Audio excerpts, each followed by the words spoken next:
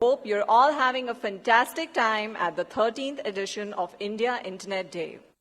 I'm Neha Malhotra, founder and managing partner at Meritix Ventures and charter member TIE Delhi-NCR, and I'm excited to take you through the upcoming sessions in today's event.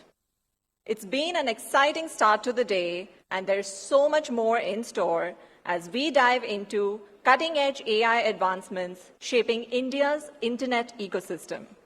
Did you know that India is amongst the fastest adopters of AI globally?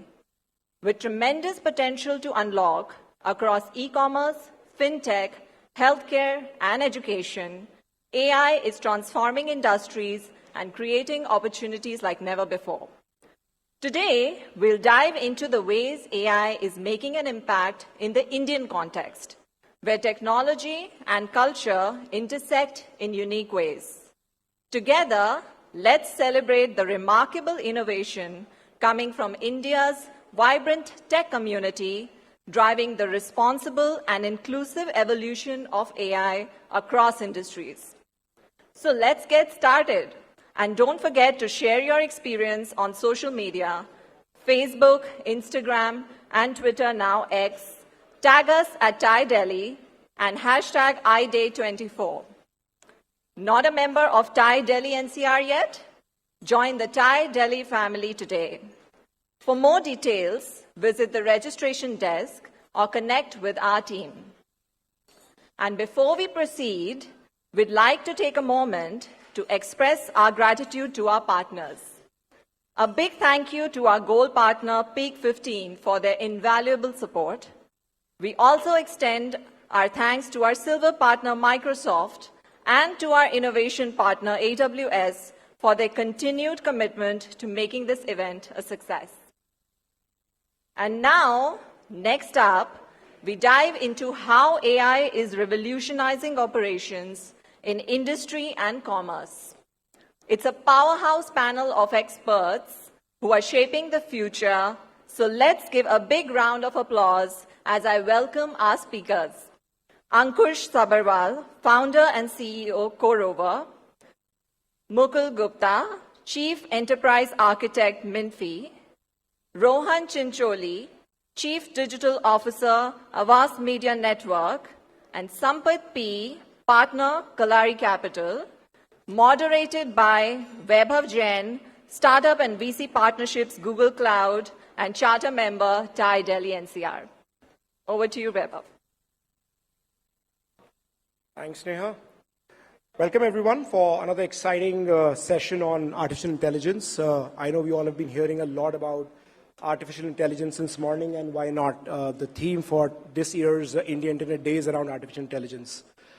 Now, I can safely say for about 2 years or so, AI possibly is one of the most used and most abused words across the globe. Right? Every single person that we meet today, whether on the street, in the houses, in the offices, have been actually talking about artificial intelligence quite a lot. Now, everybody has their own opinion, their own perceptions, myths. There are people, businesses who think AI is here for good. However, there are businesses which think this is not good overall. There are some ethical questions around AI, whether it's ethically going to be right for us as a human race to use AI or not. I think we're going to break a lot of myths around that today in today's session. Given the session that we have today is from very different perspective, right? We've got Ankush here from CoRover, who's actually a builder. They are building AI solutions for the businesses. We've got Rohan from Havas. They are one of the consumers of artificial intelligence. Then we have got Mukul Gupta. He's from Minfy. They are the people who actually deploy artificial intelligence solutions for their clients. And then we've got the man with the money. Right? We've got Sampath from Kalaari. Now, people are after him to invest in their AI startups. So we're going to hear from all of them and get very different perspectives from their own lens, how they feel AI is going to change the world that we live in today. So welcome all.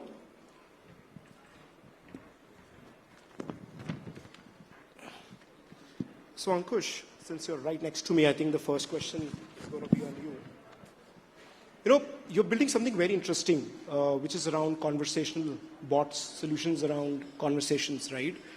And I think we all have seen very dumb bots as we interact with a lot of brands as consumers, as users over the past several years now. And nobody has really been able to crack that code. We ask one question, we get some very scripted answer, which is not in line what we expect. Now, this is something I think, personally, I feel this is going to change how brands interact with their users and consumers, right? So, if you could run us through a little bit on what you're building and how it's going to impact the brands.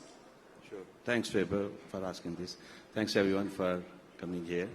I think you asked this very interestingly, dumb bots. So, we started with the same. And I'll tell you, we built this platform, conversational AI platform, I think around 8 years ago. And we had no data scientists. I was not a data scientist. So the team of developers, engineers, Java background, we created the platform. Then we have seen some traction. Then we hired one data scientist. A data scientist came and he calls me and say, Ankush, on IRCTC, our chatbot is not working. We were already live by then on IRCTC. I said, kya bol rahe hai? So millions of people are using it and I did not get any alert. No alerts are coming. I said, send me the screenshot. He sent me the screenshot. I said, it's working. So what we were doing that time, when user was asking a question, we were giving two questions. Say, what do you mean? Which one? This one or that one? And user used to explicitly select, I meant this, and we used to give the correct answer. So I think, yes, see, we also started from there. Why we did that? We had no data, no Indian conversational data, and the clients and the users were not that very much adaptive for AI to make any errors. Now I think people just make little fun of it and don't make any fuss about it.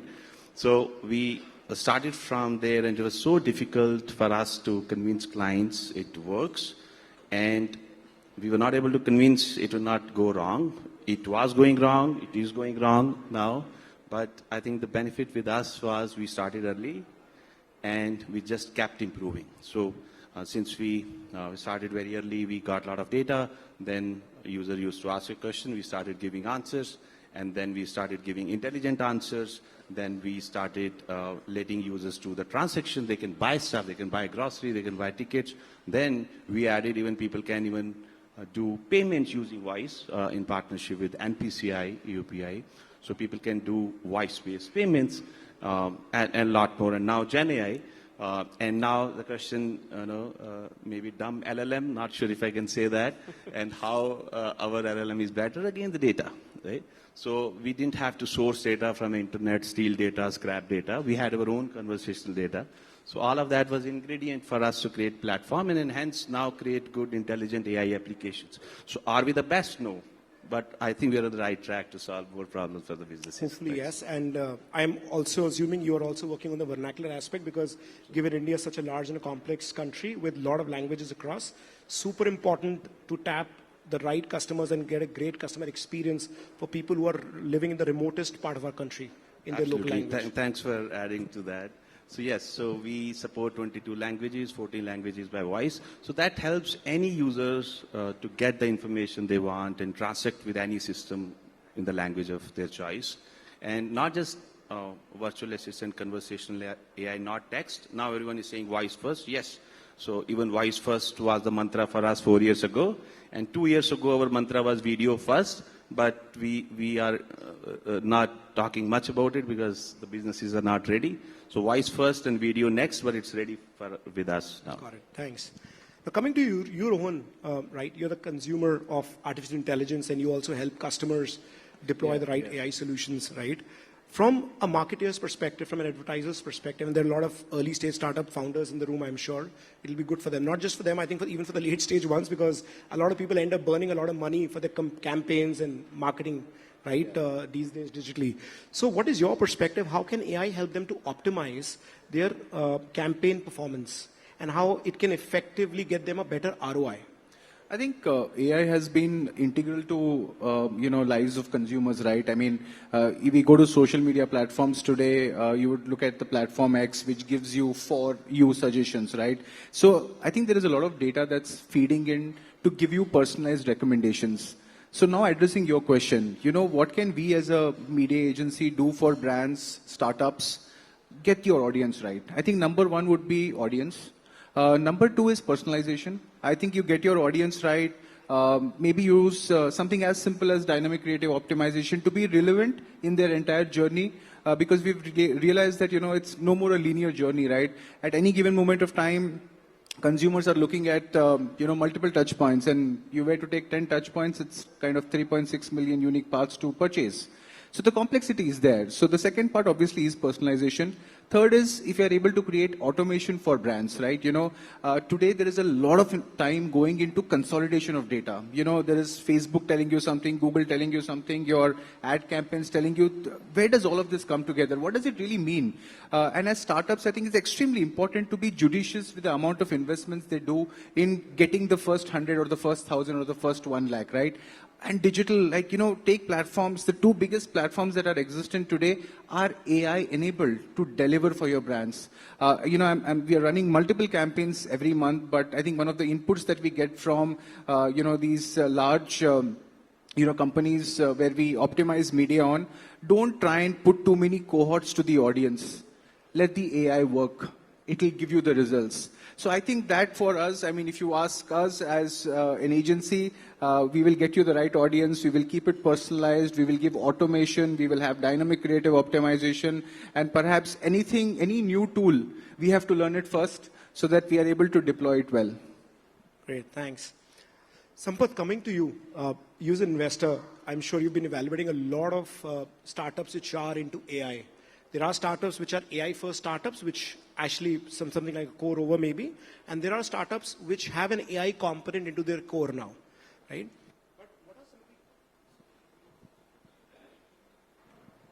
So what are some of the most promising AI startups that you would have seen over the last maybe a 12-month window or over the last 2 years?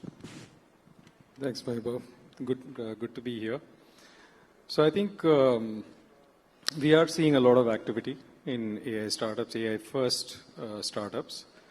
And of course, AI has been around a long time, but we are seeing more advanced applications now. Broadly, I'll start with maybe some themes rather than individual startups where we are seeing a lot of activity. The first one is just product development, right? So I think the world of product development is changing maybe the fastest because of AI. Just starting from how you gather requirements, to how you design, to how you code, to how you test, how you deploy, how you manage in production. Almost every aspect of product development is, subject to AI today. And I think this is an increasing trend. So we've seen automation in testing, for instance, UI automation in testing, generation of wireframes, even ML ops, DevOps, FinOps, optimizations, and so on and so forth, right? So we have done one investment ourselves, which is not yet announced in this space, but I think it's very exciting because it's changing the paradigm of how you look at software development and speed to market, right? So that's one.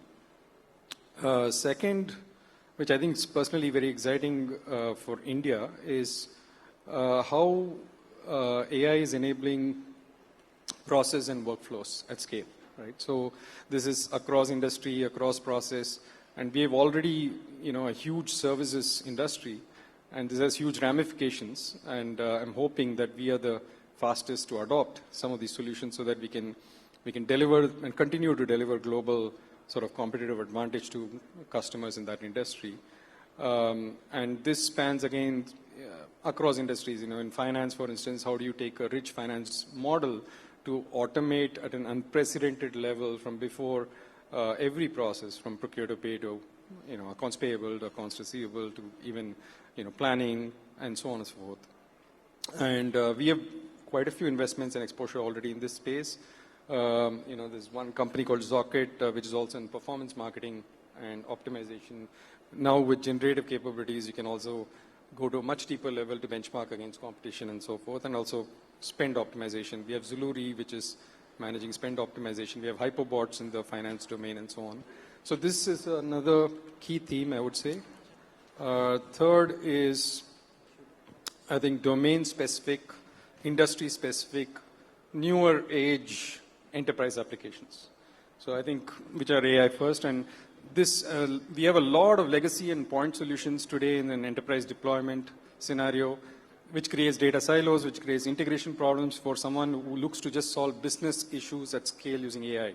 It's a big problem, and there are people trying to orchestrate and solve the problem rather than, introduce one more data silo today, right, into the environment. And I think this is, again, very exciting. Fourth is, of course, consumer tech and broad consumer applications. And increasing productivity, how you shop, to how you travel, to every aspect of our lives. And maybe the last is all, I would want to point out is guardrails around how AI is transforming applications at large. You need guardrails, and then those have to also keep up pace with the speed at which AI is automating things. So we are seeing interesting applications in cybersecurity, data privacy, even exchanging data, managing data, and so on, right? So I think it has huge ramifications, and we're seeing plenty of interesting startups across the board. So interesting. Now, that's a good perspective and some real use cases that you've really spoken about, how AI is transforming businesses drastically and how it's going to impact the other businesses which are consumers, for this technology. Now, coming to Mukul from Minfy, right? Now, you folks are yourself working with a lot of AI solutions, with a lot of maybe hyperscalers, big tech companies, and deploying a lot of these solutions, maybe for your own self as well as for your own clients. Now, it'd be great or interesting to hear from you, from your own internal perspective, how are you leveraging AI to streamline or optimize your own operations internally, whether it's to do with software development, it's to do with your fixing your own internal processes from an HR standpoint, or any project management that you do for your own clients? Great. It's a great question. Thank you for asking. So AI is something like we have been doing for ages. I mean, we started venturing into AI for 2014, 15 onwards. Initially, we were looking if we can go optimize video feeds and all that stuff, right? So we created a video surveillance kind of solution that's primarily based on AI. And then we got into data analytics, where we were doing a lot of predictive maintenance and that kind of stuff, right? Lately, we kind of streamlining the solutions so we can go and start selling to our customer. And there is a term called dog coding, right? So we started with dog coding, build the solution for yourself first, and then go sell it to your customer, right? So that will help you to go iron out if there are gaps, right? So that's one thing which we try to do. So one of the solutions which we developed, so we created an AI agentic platform, which is more like automating the workflows using AI. So one use case of that, what we are trying to do, so there is a problem in the sales funnel, how we manage the sales funnel at Minfy, right? So the sellers, they go meet customers, they had some discussions on email, on Teams, on calls, right? And it may be a possibility they may miss out to punch in those information to CRM, right? So we are having always incomplete information in the CRM, right? So we started building this agent, which is kind of sitting with all sellers and then collecting their information and then pushing back to the CRM, right? That's one of the things. Second is we are a MSP provider, the managed services provider. We provide IT help desk to our customers, right? And we analyzed roughly 80% problems are similar. I mean, they are repetitive, right? So let's go train the model on those problems, the typical use case. And if user comes, ask the question, let bot be the first interface, the AI bot be the first interface for them to answer their questions, right? And if, let's suppose they are not able to solve the problem, the bot is not able to solve the problem, then let it escalate it to L2, which are humans, and they will go and then solve the problem. That way, we are able to reduce the workload on our agents by 80%, right? And now we are using the same agents for doing or solving more critical problems for the customer rather than doing the run-of-the-mill stuff, right? And the next, I will say, spin-off of the same thing is the HR help desk, right?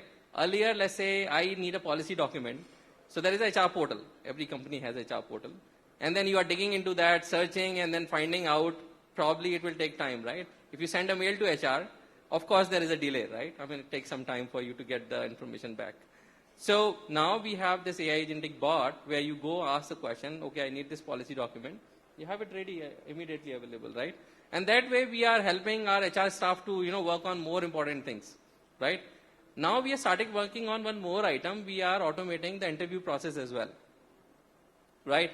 So we hook up the bot with the person, the candidate, and the bot asks the question. And then we continue to get the answers. And then we analyze, right? The L1 screening can be done by the bot now. We don't really need humans to go interact with the people, right? So that's how we are trying to implement at Minfy.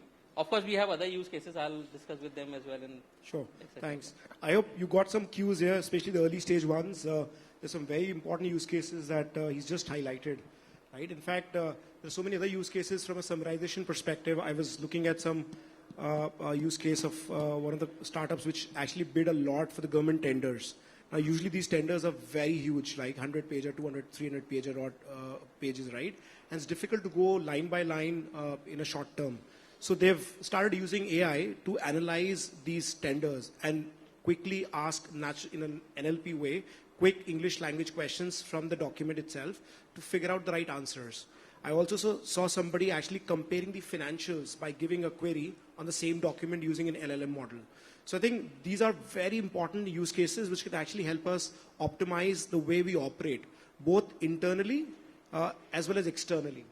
Now, coming to you, Ankush, again, if I were to look at the future of work, right, and given what you're building from a conversational AI perspective, how do you see it evolving? If you could give us some examples, some real world use cases, one possibly for, if I'm an organization, if I were to deploy a solution like yours, how is it going to help me optimize my operations internally, as well as how can I optimize it if I were to use it for my own users or consumers or customers? Now, this could be a B2B scenario or a B2C scenario. Right. I think many use cases Rohan has already mentioned, but I think how an organization should see the need of having this kind of solution. I think it should not be like someone is doing it and let us also do it. See what kind of business you are in, kind of system thinking. You draw what you do. What are the activities? What are the functions we do? Draw that, right? So this is high productivity thing, low productivity thing. So do whatever way, you define all your activities and see where redundant activities are there and more need of human touch point. And very low hanging fruit is customer interaction. Very, very low hanging. I think this is the only use case which we can take probably at the face value without doing much system analysis. But I think there are many, many use cases and our clients get sometimes surprised how we are helping with the conversational AI. To just give you one example, we made even manufacturing factory CNC machine talk. One example was, say if some system in the assembly line goes down, there is some small black console, some error comes up there. And if someone notices that, or maybe end of the day, or maybe 4 touch points in a day, they just check, hey, there is some issue, and they stop the machine and probably try to rectify. So what we have done, we made that machine talk, and if that error is spoken out with a DJ kind of speakers, because in factory there's huge noise. And now they now know there is some error code. So now what does that error code? So do they have to read the books, call the supervisor? No, we just mapped because they had the content. We just mapped and we've spoken out what was the problem. Now what are the probable solution? So now that mechanic can ask. So they can literally talk to the machine, ask what's the problem, and now then say, how do I fix you? The machine would say, do this, do this. It said, still not fixed, do this based on the decision tree. And so this is one use case. What I was saying, so customer support is very, very low hanging. But another main perspective is now I think we should rethink, unearth all the problems which have been kind of probably discussed even 5 years ago. Some problems we have already made terms with. We thought, we need to have social media managers, just one example.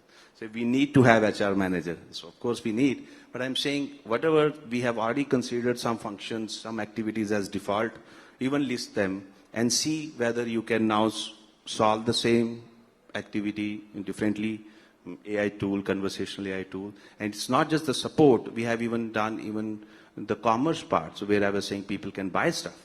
So why not? Just not to reduce cost by automating customer support, not just reduce cost by increasing the efficiency of the production, but also increase revenue by exposing your product in a natural way, right? So one example which is still in mind. So in India, the digital commerce is just 5%. And most of these techies are figuring out how to improve the user experience, and from 5% it will just go to 5.1%, right? So maybe we have to think differently. How about the 95% people, why they are not coming to your e-commerce site and buying? So if you think about conversational AI, we are making that website or portal or app talk in a natural way, and they can see the product. Natural way is we see, we talk. So why not our e-commerce portal also give the feeling of a user going to a physical store? So yeah, think about the core business which we are in, and then see whether there's a role of AI or conversational AI or not, and then adopt based on your scenario. Thank you. Great, thanks for those inputs. I think for any D2C or a B2C business, this is going to completely change how brands interact with their users, because you have to create some moat somewhere. There are brands that we know of, they might be selling the similar products online, right? But the way you make your users feel, the kind of experience you give them will actually get them back to you. Because discounting, pricing can play a role up to a level. It's also about that convenience, experience, the trust that I think is super important for all the D2C brands that we see today. Coming to Rohan, right, again, from a marketing standpoint as an agency, right, media planning and buying is a crucial step for any brand which wants to get into this space. And there's also a wrong planning can actually haywire your complete ROI, right? So this is most critical step in that journey. Now, are there any AI tools, right, which can help any early stage startup to get better at this media planning and buying? All right. So I think in terms of, I'm putting the continuation to the earlier point, I emphasized on the need to have getting the audience right. The platforms like Google and, some of the others, I think are able to funnel audiences very well. Inherently, if these platforms are able to get your cohorts or audience right, not very specific to try and keep slightly a bigger cohort that you need to target, I believe AI does its job in terms of media planning. Now, that's just one part of, AI that I'm talking about. But I think as an agency, we've started realizing, and the 2023 data by Google Trends, I believe, says, generative AI, not naming the platform specifically, had more popularity than AI by itself. So for us as an agency, I believe generative AI is really transforming. And why is it transforming is because, and this is also for, some of the startups, right? What was expected of the agency, now you would expect it in -2 days. There is AI tools to get your contract in place quickly. Everything gets signed on automatically. The second step is, if a campaign has to go live, your creatives, let's mention, Mid-Journey can get your creatives right. You've done one product shot well. Mid-Journey will give you thousands of versions of that. Your creatives are getting sorted. Video AI platforms are helping you get video specifically. Assets are getting ready on time. Now the focus is on agency to get the copy part right. There are AI tools where you give, so see, I believe we are only as good as the best prompt that we give to the AI engine, right? And if our prompts are accurate and to the point, I believe the copy, search ads used to take a lot of time. At a click of a button, we have thousands of search ads. Run all the 1,000, the top 10 that is working.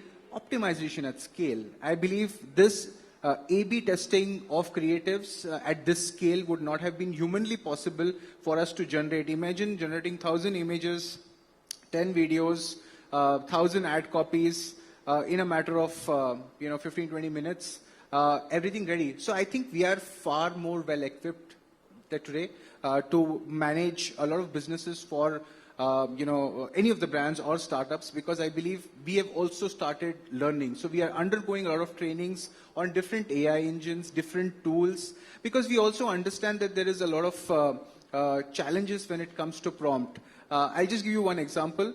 You go to the new term that is coming now, which is, answer engines more than it is search engines, right? So go to any of the answer engines and search for information. I'm 100% sure that, the first page results need to be further tweaked. Now, how will it happen without humans? So I think we are trying to train the engines a little more. So I think right from the top of funnel all the way to bottom of funnel, whether it's e-commerce, I think we are getting equipped on the tool. It's not just that, we go to clients and say, we have a very fancy tool, let's put this to use. I think we need to experiment it. But I think great efficiency, reducing cost of media, you're getting your consumers at a lower cost than before. And everything is coming for us to be prepared well in time for our clients' needs and startups' needs? Thanks for that. I think prompt engineering, when I heard for the first time, I think about a year and a half back or so, I was very amazed that ऐसे भी कोई नौकरी हो सकती है. There are people who are getting trained in prompt engineering now.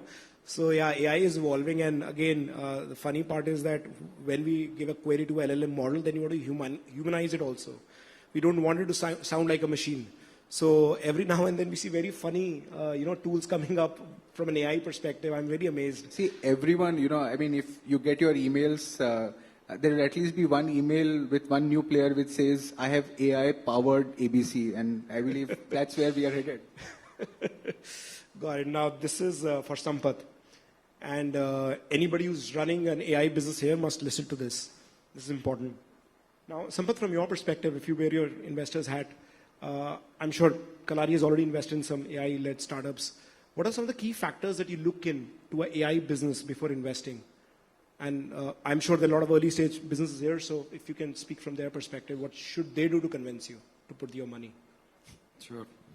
So I think at a very broad framework level, it's the same things that we look for in terms of team, market opportunity, what is the solution, what is the competitive advantage, and so on and so forth. I think, but there are some nuances, and maybe I'll try to capture a few. So one is, I think, is there any moat, technical moat, is becoming more of a concern in, many of these so-called AI-enabled businesses, right? Because the foundational LLMs are able to do a fairly good job in many things. And even domain-specific LLMs are coming up and so on and so forth. So I think the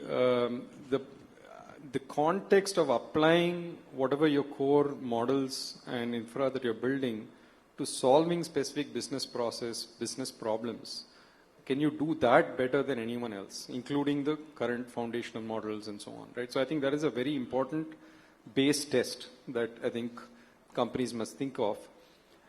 Allied to that is also the data moat, right? So in building these models, what is the proprietary advantage you have in terms of data to be able to do a better job? If maybe you're doing it today, but if someone else had access to the same data, then how do you stay ahead of the curve, right? So I think there are some good examples of that where you have private enterprise data which is not easily accessible, or specific domain data, health data. I mean, India itself is a fount of data. Good or bad reasons, we have access to a lot of data in India, which we could potentially leverage for building, global products.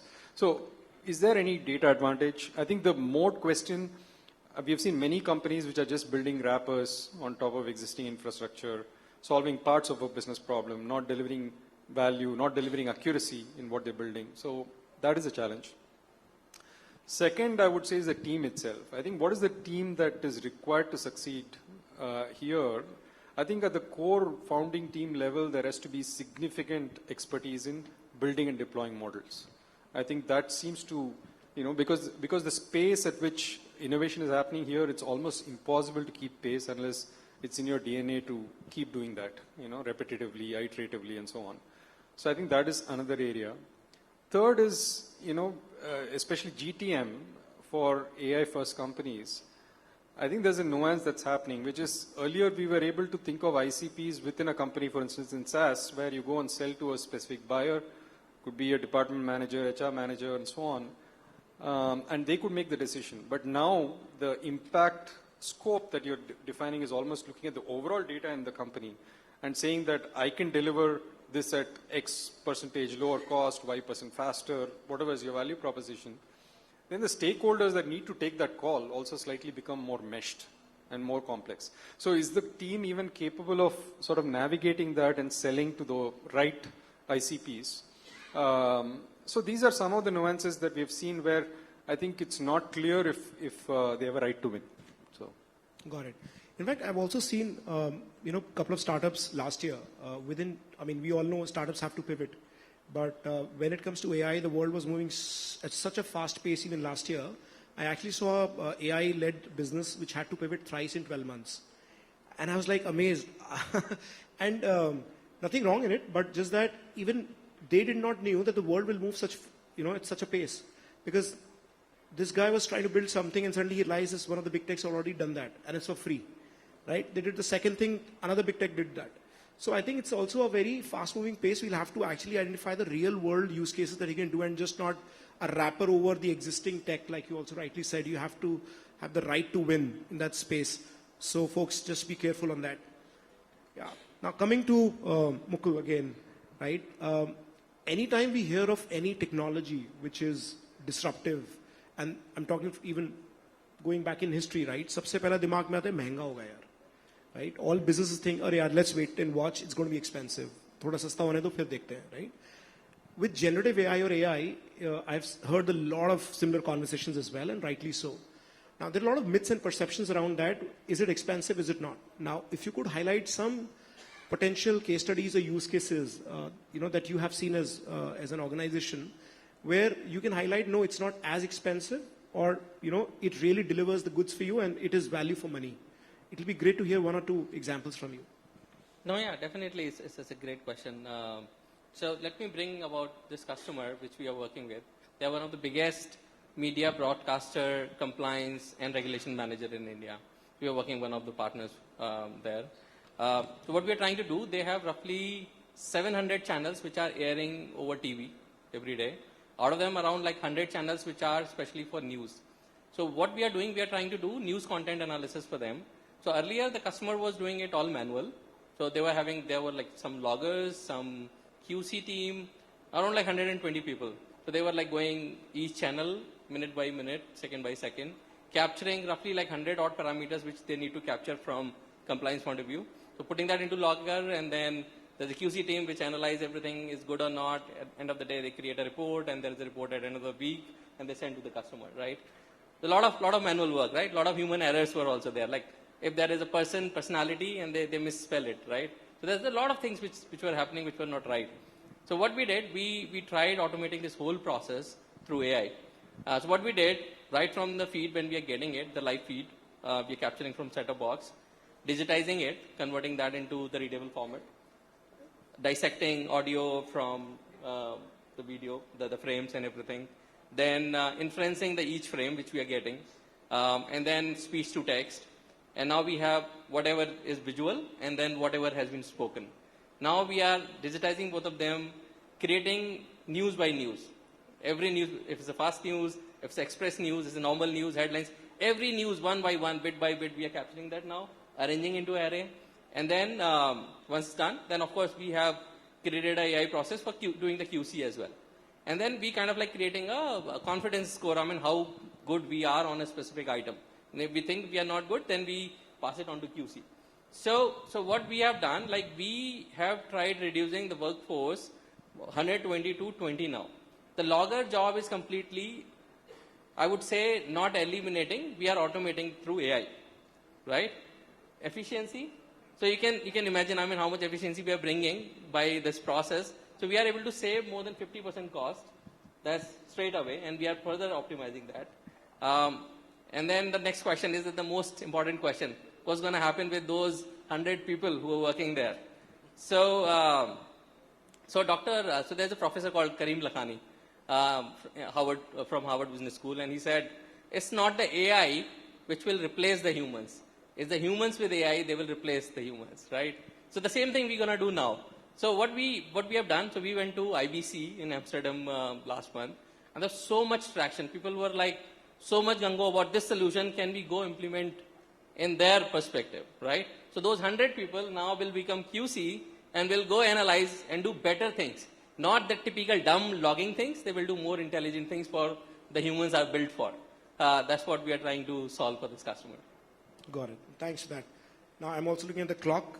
It's ticking and it's ticking faster. So last set of questions, and let's make it like 30 seconds response. So Ankush, to you, there are businesses who are hesitant even today to adopt AI, especially from a conversational perspective. What will be your piece of advice to those guys where you can actually quickly highlight in 2 or 3 terms the tangible benefits that they can get today from the operational excellence perspective? No, I would congratulate them if they are still hesitant and they are doing their business well. The idea is their existing business should flourish. So if they don't need AI, that's fine. So, but again, if they have problems, they should identify the problems and now try to think of solving those with AI. But if they're happy growing, then why AI? Got it. Thanks. Now, Rohan, quick one to you. How do you see AI shaping the future of advertising industry, and how do you see the relationship between the brands and the consumers shaping up, given it's going to be AI now? I think brands need to be AI enabled. Why is it important? Because if I take just one example in the next balance 20 seconds, I think consumers will expect that chatbot for quicker response. They will expect that you are targeting them efficiently. So you're getting your connections, your context, and third, your content right. These three are extremely crucial. So I believe brands will have to work harder, have to learn faster, enable whatever is new in the market. I believe the market will only move forward, and it is largely driven by AI, generative AI, all of that, right? So I think it's critical for them to brace up for the AI revolution that's going to happen. It's already happening. Gartner has placed generative AI as the peak of inflated expectation in 2023. We will very soon be hitting mainstream. So I believe getting up is good. Yeah. Thanks. I'll move to Mukul again, and before I get to Sampath on the last piece of advice from him, before we conclude, there are a lot of businesses which have even today a lot of legacy systems in place. Now, if they were to implement some of the AI technology or tools in their environment, what should be the key considerations for them? Just if you could touch briefly, I know it needs a longer conversation, but just a quick one. So, no, I can have a hour-long session on that. That's though. what, it's a tricky But one. yeah, it's a very interesting thing. So actually at Minfy, we are developing a framework called eJira. That's the Enterprise General Intelligence Reference Architecture. And we are merging our AI agentic platform with that. So the idea is like, understand the whole platform, I mean the whole, I would say, how the customer is doing the business right now, and see how we can pick piece by piece and then infuse AI into every item and then make it like more AI agentic and then make it work. So that's the whole idea we are trying to do. All right. If you want to have more conversation, if somebody's running legacy systems, you know whom to catch after this session. Last one, and a golden words from you now, Sampath. What would be your piece of advice to founders or businesses who are trying to build something around AI? Could be AI driven or AI first businesses. What will be your advice to them? I think first is team to be AI ready. So in terms of really having some core skills to stay on top, to be able to actually develop, deploy, iterate fast. Second is, I think, when you're building your value proposition, I talked about technical mode, but in a technical data mode, etc. But the core is that the AI accuracy is not the only thing that is going to matter, because I think you just raised the point of how do enterprises actually embrace these solutions. I think you have to live with the current ecosystem and provide those integrations and sit at an orchestration level above those so that there's no massive disruption. So that's your frictionless entry into the market, and demonstrate clear value proposition in terms of cost savings, revenue, etc. And I think the speed to execute in this market is critical. So I think what used to be a 6-month time to market advantage, for an application builder, today is maybe days or weeks. So have that as a DNA and think global from day one, because even today, if there is competition that's already building. So that's the state of where AI is today. So I think always be on your feet. Yeah. Thanks for that. Now you know what to pitch to him outside. I think we did fairly well on the timing, just on time. If we have time for one quick question from the audience. Anybody wants to ask one quick question? Like really quick? Yeah, please go ahead. Hi Rohan, I have a question for you. How can a young entrepreneur build a strong personal brand in digital space? This for me? Oh, okay. Oh, I think I didn't expect that, so I have to be better prepared now, right? So I think for building personal brand, I think it's important to have a very strong social profile. I think it's important to be active, and I think it's important to go with the trends that are there currently. Platforms of choice keep changing. What used to be TikTok is Instagram today, and now if you see increasingly LinkedIn is becoming mainstream. But every platform has its own hacks. Know the hacks. Your organic reach will be higher. And I shouldn't say this, but as long as your organic story is good, you might never need paid. But the moment you have to hit a larger number. And for a personal brand, I would never recommend paid. But the moment you start paying for a personal brand, then your organic reach will keep going down. So I think staying true to the platform, being yourself and creating content that works for larger audience works. I think we've seen a very interesting trend going up these days. Entrepreneurs want to be celebrities as well at the same time. Nothing wrong in it. And I think the OG in the space has been the MDH gentleman. Unfortunately, passed away recently, but I was very amazed when I used to see him on television. Never hired actors or anybody, and he used to advertise on his own. But yeah, thanks. Vaibhav? One more, or are we good? Vaibhav, right here. I think we've reached the end of our session. Quick one. Just a very quick one. Okay, a really quick. So, the whole day has been about how AI integration is very important in startups and businesses and all. But a lot of the times the problem is the resources, right? The people are very expensive. The technology is very new, especially for non-tech founders. I mean, it's alien. How do you suggest young firms or young startups actually incorporate AI in systems when, it's so complex out there? Anybody wants to take I can pick up. So resources, right? So find your family and friend and try starting working with them. You have to convince someone. If you can, it will be faster, easier to convince friends and family. If they are not getting convinced, change the idea. Awesome. Thank you so much. Tell your story. That's the most important thing. Catch hold of Mukul later on. Thank you so much for that insightful session. Can we have a round of applause, please? We'd now like to present our panelists with a token of our appreciation from TAI.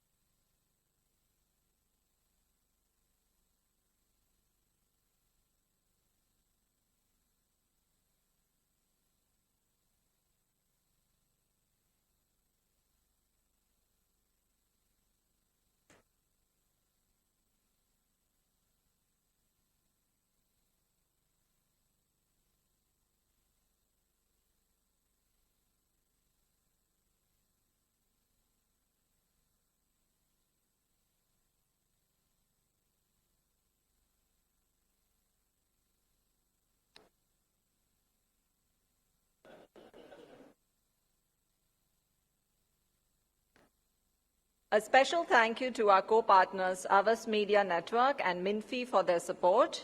We'd also like to thank our speaker gift partners, Nurturing Green and Assembly, for these wonderful gifts.